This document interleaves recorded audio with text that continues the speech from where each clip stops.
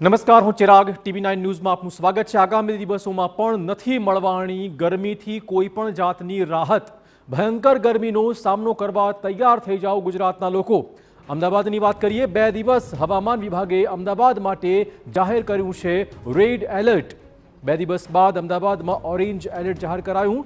ઉત્તર ગુજરાતમાં ભીષણ ગરમીનો પ્રકોપ યથાવત રહેવાનો છે।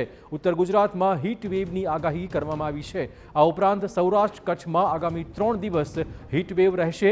દક્ષિણ ગુજરાતમાં સુરત અને વલસાડમાં હીટ વેવનું અનુમાન સામે આવ્યું છે। 44 થી 45 ડિગ્રીને પાર રહી શકે છે તાપમાનનો આ પારો। રાત્રે પણ અત્યંત બફારાનો સામનો કરવો પડશે। હવામાન વિભાગે જાહેર કરી છે ચિંતાજનક આગાહી।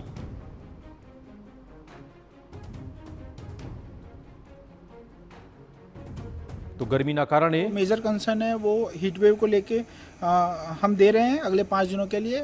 मुख्य नॉर्थ गुजरात में मुख्य तौर पे जो है अगले 5 दिनों के लिए हीट वेव कंटिन्यू करेंगे। एंड सौराष्ट्र कच्छ में बात करें तो अगले 3 दिनों के लिए जो है कई जगहों पे जो है हीट वेव होने की प्रोबेबिलिटी है। साथ ही साथ साउथ गुजरात की बात करें उसमें वलसाड़ एंड सूरत 2 जगह हैं जहाँ पे अगले 2 दिन हीट वेव के चांसेस हैं। जिसमें से अहमदाबाद की अगर हम बात करें हीट एक्शन प्लान के तहत उसमें अगले 2 दिनों के लिए रेड अलर्ट जारी किया गया है और 3 से 4थे और 5वें दिन के लिए ऑरेंज अलर्ट अहमदाबाद सिटी के अंदर रहेगा।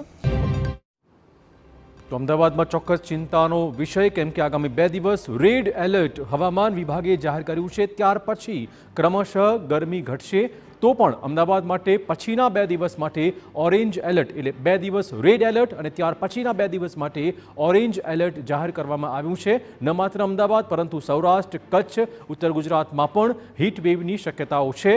તો ગરમીના કારણે નાગરિકોના હાલ બેહાલ બની ગયા છે। બપોરે રસ્તા સુમસામ લાગી રહ્યા છે।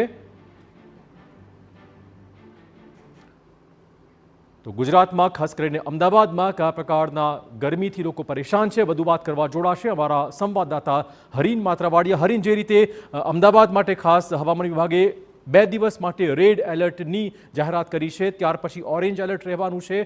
तंत्रनी केटली तैयारीओ अने आगामी दिवसों में गुजरात में हीट वेवनी क्या क्या शक्यताओ?